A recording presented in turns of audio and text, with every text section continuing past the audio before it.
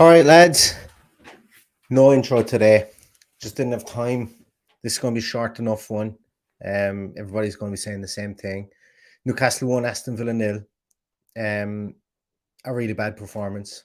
I'm just going to get my soliloquy out of the way early. Immediate reaction to that is poorly prepared team and a team of players who didn't look like they were able to take the game by the scruff of the neck. Midfield is a serious concern. Serious, like unbelievably serious concern. Aston Villa of John Joe Shelby today, they win pulling up at an absolute canter. Midfielders standing on top of each other's toes. The 10s and the 8s were all looking for the same blade of grass. McGinn and Louise looked to me to be really unsure of where they were even playing today. They played a flat midfield. It looked like for a lot of times in the first half, midfield was flat, as in you had Ramsey, Luis, McGinn straight across the middle. And the two tens were coming back, and you just had five people standing on top of each other along with their five standing in midfield. And we had no space. We had no space because we got in our own way. So for me, that is poor game planning. That's what it looked like to me. Ollie Watkins, unfortunately, was not at the races today. He really wasn't. No hold up play again. We had no when he did hold up the play, he fell down afterwards. Tough day at the office, real tough day at the office for Ollie Watkins. His goal, I suppose, really looking at it, look, we go back to the clear and obvious piece again, it just isn't. But look, we're not going to get those, like no team is going to get that decision. If there's any kind of discrepancy within the lines, it's not going to get that decision. And ultimately frustrating day, and a day whereby you can't have an awful lot of excuses for an awful lot of things that went on. Newcastle didn't play us off the field. Newcastle were really well. They were really astute. They played really. They stuck to their guns. They got a fortuitous goal, but we were just like there was no ingenuity. There was no creativity there, and it didn't look like we wanted to be creative either. With big problems at centre forward and big problems in the central midfield position. And it's just being honest, I come on team sheet tantrums beforehand, and I come on preview shows, and I try and be a fan. I try and be somebody who sits there and makes the most of a sport Aston Villa. I'm sunshine and rainbows. I've no problem saying it. I'm sunshine and rainbows. And I did toy with the idea of coming on and being almost aggressively frustrated as I wanted to be, as I was watching that game. Wasn't pretty. But it's not going to make any difference if I'm sitting here flapping my arms up and down to an echo chamber. So, but you still want to be honest. You still want to be honest to yourself. You want to be honest to people who take the time out to watch the podcast. And we often say, listen, we're not going to call out players, and we're not, but we're going to say players played poorly. McGinn was quite poor today. Ollie Watkins quite poor today. I don't know what Matty Cash's role is in attack. He doesn't have, his role in attack is to get as high up the field as he possibly can, and then what's he do? He was playing against an injured Manquillo today for about 20 minutes. Manquillo got injured very early, and I'd say he stayed on for maybe about 15 minutes. He didn't drive it in once. Took the easy option, came back with the ball, kicked the ball off him, looking for a corner, stuff like that. If we're going to, if Aston Villa Football Club, we're going to get out of mediocrity in the middle of the table, we're going to need somebody to want to drive at him. Manquillo couldn't turn. He was injured. He was an injured player. We didn't drive at him. And I'm not digging out Matty Cash. I'm just saying that as a collective performance today, there's just so many questions. McGinn shouldn't have been booked, but I think his overall play was so. And that's at best. Our set pieces today, not great. Not great. And that's being kind to the whole situation. That has me very deflated. That has me very deflated to the point because usually you would look at it and you'd say X player or Y player was poor, but we were badly set up today. And that's what makes me more deflated, was we came to St. James's Park and they didn't have to do much. They didn't have to do much at all. And we looked bad and we looked set up bad, which to me is the worrying part. So I'm going to look at some of your comments there. We'll see. I will admit I'm not going to read out anything that's maybe too frustrated, should I say. So I do apologize about that. We do have, YouTube guidelines to stick within as well. So apologies to anybody who may have put in anything that really wanted to have it read out, but if it was too aggressive, unfortunately, I won't be able to read it out. Junior Bennett, geez, that was a hard watch. We got what we deserved, and I think so too. It's one of the first times I've looked at it, and you can talk about the VAR all you want, but like, we don't even know that we deserve that VAR decision. Yeah, we attacked, we huffed and puffed. We seem to have this policy whereby we can't attack unless our fullbacks touch the ball at some stage during the attack, and it's really beginning to frustrate me. Really, really beginning to frustrate me. And this is another thing from David Kirkland. Why did the defence feel the need to go long all game? I'll tell you, there was two options. The defence actually had three options, and none of them were the right option for the way this team was set up today. And what that was you see, Callum Chambers was the man who was tasked with striding out of the centre of defence. Now, that looks fine. It looks fine, but what it does is it makes you incredibly predictable with the ball. So if you have no pivot player, so we went flat in midfield today with Ramsey, Luis, McGinn. We went flat across the middle. We had no pivot player, which usually McGinn or Ings or Luis plays. So what that did, and we did for periods of time, we opened up the middle of midfield as well against Leeds, as we saw with Mings running out.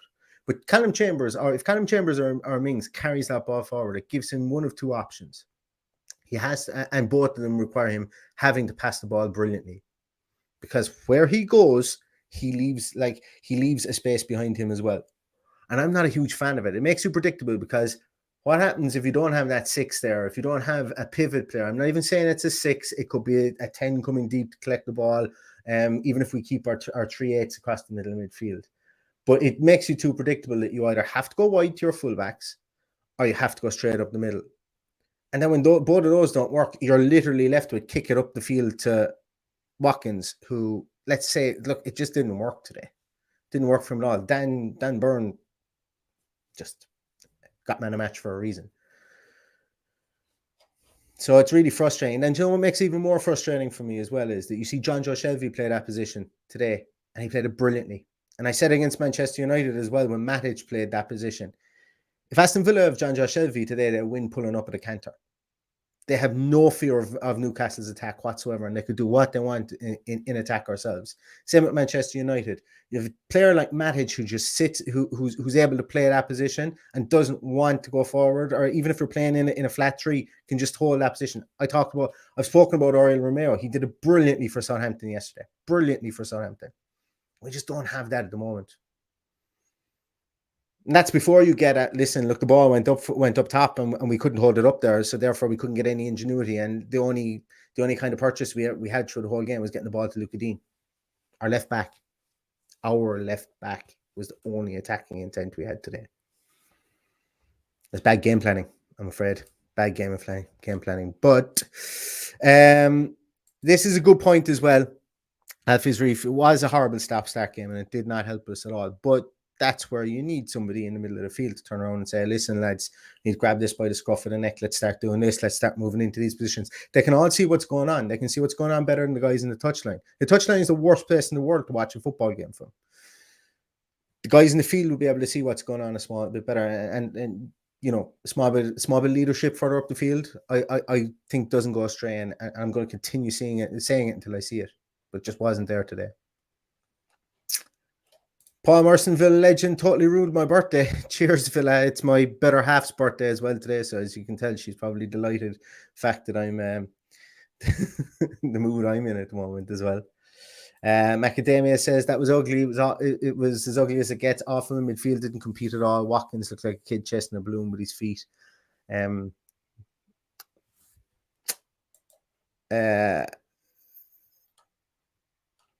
else have we regards to this? Yeah, it's I don't know how much longer the podcast is going to be, guys, because look, as I say, it's what another thing and I'm just getting things off my chest here. I'm sure I'm going to regret half of these. I haven't said anything too bad, but I'm sure I'm going to regret half of these hot takes I'm going to come out with in a moment. But we look like a team who were hanging their head after losing the 2-goal lead to Leeds. And we looked like a team that hung their head after we lost the goals to Wolves at the start of the season. So, I'm not saying leadership and composure for the sake of it, because it's a 3-word slogan. That's not what I'm doing it. I'm doing it because I've seen it. I saw it I saw it after the Wolves game. We saw this happen to the majority group of players here. And arguably, you could say that again today. They were afraid. There was a lot of they were afraid is the wrong word, but it was a timid performance of players more happy to kind of give out to the ref than they were to kind of turn around and talk to each other. And look, I'll probably regret that, but that's the way I felt about it in the heat of the moment. And that's worrying. I hate that. I hate that because you can have whatever coaching staff, you can have whatever talisman, whatever leader on the sideline. That needs to go. Big style. We haven't earned the right to do that yet. Haven't earned the right to look introspectively at the way we were playing ourselves as a team, and we were bad today, unfortunately. This is one of the ones where I'm looking at going, where's Paddy? So I can just bounce something off him and let him go nuts for half an hour. But I'm sure he's glad not to have to do this podcast after that game today.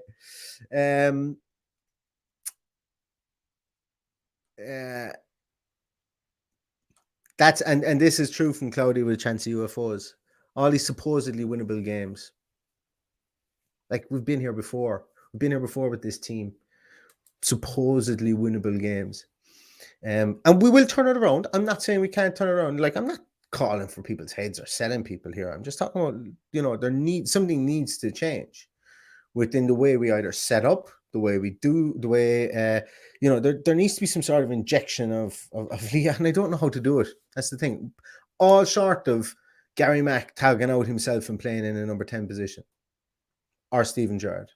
I just don't know how you get that experience from the line onto the field, because today it felt like it was a case of let's get it out to our fullbacks and see what happens. Or let's go along up to Ollie Watkins, see what happens. And for a professional football team, and yes, Newcastle are a professional football team as well, and they did a fantastic job today. But you shouldn't really be hoping.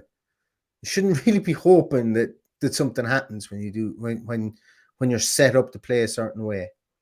And as I say, what you call him, Dan Burn got man of the match. But for me, John Josh Shelby was the complete and utter difference today. He just stopped everything we had going through the middle, forced us wide. And once we go wide, crossing the ball into Ollie Watkins and the lads, the two 10s that are in there against Dan Burn, Fabian Schär, Joe Linton as well, by the way. Martinelli gets booked for two fouls more or less in the same phase of play. Joe Linton literally committed 8 fouls in a row. When he was pulling back Emi Buendia, but not calling for players to be sent off was just frustrating. That is it's that, and that's they stopped us from playing, and they did it a really good way, and we had no answer to it, and that is me so deflated.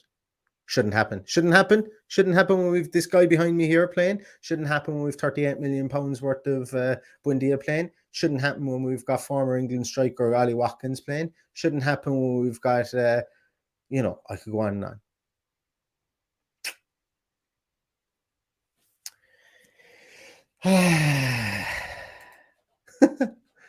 Thanks, Sam. Thank you so much, Sam, for that. I really appreciate it. Thanks for doing these, Neil. Really helps decompress after a tough game to watch. Yeah, and like as I say, Sam, I thought about coming on here and being all piss and vinegar and shouting and roaring and flapping my hands up and down, but like I shouldn't have to feel that way, nor should we have to feel that way when after a game. But it is important to kind of you know talk it out and kind of get over it, I suppose, as well. And I'll be honest with you, that's the 100 and however many people are here. You guys are really helping me to decompress after this because while I feel deflated and feel frustrated after it, it is it would be an awful lot worse if I was staring at the walls inside of the home. Thank you very much, Nathan. Really, really appreciate that. Thank you so much. And this is from Sweet Karma. That is true. We had a lot of passes go astray. The one that just sticks out in my mind that I found really, really frustrating, and I think there's something going to fall off the wall. We might get a bit of light entertainment here behind me. Something I think is going to fall off the wall any moment. I just heard what sounded like an adhesive unadhese itself from the back of something there. What stands out to me there is McGinn. We had a free kick just inside our own half, and McGinn passed the ball directly. I think it was to Emil Kraft, and then within the space of like 8 seconds, they had a throw in on the edge of our box. And it just the pass didn't need to be made. And it was so far astray, and it led to us not having enough shots on target, and you're kind of relying then on something going right. No, and let's not beat around the bush here. As I said, that Newcastle didn't play us off the park. I knew it. I knew something was going to fall off behind me. Well. That's probably the end of the podcast, I think, because that's broken. Lucky it didn't take me out. Composure, Neil, composure. But yeah, look, this one's going to sting. It's going to take a lot of time to get over. There's going to be a lot of spotlights on a lot of players next game. If we go out and we have another performance like this, then the kind of camera Neil here that isn't flapping around may not be here the next time, because the thing that, as I said, that annoyed me the most about this game was that, yes, the players looked devoid of ideas, but what happened, what I feel is that we were set up to not play correctly in this game as well. And sometimes it can be hard to shift gears when that's done. Right, before anything else falls off the wall here, because I might have to go and exercise my room here, because there seems to be some sort of unholy spirit in here. Yeah, exactly, Rod. Yeah, the ghost of Villa Park, or the ghost of Villa Past knocked Neil's picture off. Exactly, yeah. See, look what happens. The place falls apart when my positivity wanes. So that's why I need to stay positive, so the world stays stays together. And thank you so much, Rod. I really, really appreciate that. Rod says not good, but let's assume Gerrard will approve us the next few games. Tyrone played good, I thought. Ings has to start. And look, that's correct. We all came in here with question marks over Tyrone Mings, our captain. And I think Tyrone Mings played very well today. I don't think he got much protection at corners from the referee. Dan Burn being on a yellow card, and next thing, Dan Burn holding evidence in his hand of foul play. I never understand that. I don't think I'll ever understand that, because if you rip someone's jersey and it's in your hand when the referee comes over to you, how can you be innocent of not getting another yellow card? Beside the point, wouldn't have changed the game. But I think Tyrone Mings did play well today. Thought he played very well, actually, in fairness. And I think the time has come for a change up top. Yeah. Do you know what? Sad and all as it sounds, and it's probably sad and all isn't the word to use, but strange and all as it sounds, Keenan Davis up top today would have thrown the cat among the pigeons. We couldn't get anything to stick. But that's a conversation for another day, and that's me being very dejected talking about that at the moment. But yes, there needs to be changes up top, and I think there needs to be changes in midfield. Right, I am going to leave it at that, guys. And I'm going to leave it with this as well. Junior Bennett, I think you're the first comment, and you're going to have the last comment today. And it says, I'm sure Gerrard can see the problems and who will be gone, and and who they'll be gone and who they will be gone. It's a season of stability now, and all guns blazing next season. Tyrone played well. I agree. Guys, yeah, I'm even struggling to read comments now, so I'm going to leave it at that. Listen, thank you so much to everybody for checking in and listening. Hopefully this makes your evening a small bit easier. Thanks a million for all the comments. I'm going to come back with Paddy during the week. Probably won't be tomorrow. It'll probably be Tuesday, and we'll do Tuesday, Thursday next week for podcasting. But thanks a million, everybody, for the Team Sheep Tantrum today. Thanks for joining me here again. Look, it wasn't the result we wanted, bit deflated, but let's regroup and let's see what happens with Aston Villa Football Club in the coming days. So thanks very much, everybody, for watching. And look, no matter what the result, all that's left to say is up the Villa.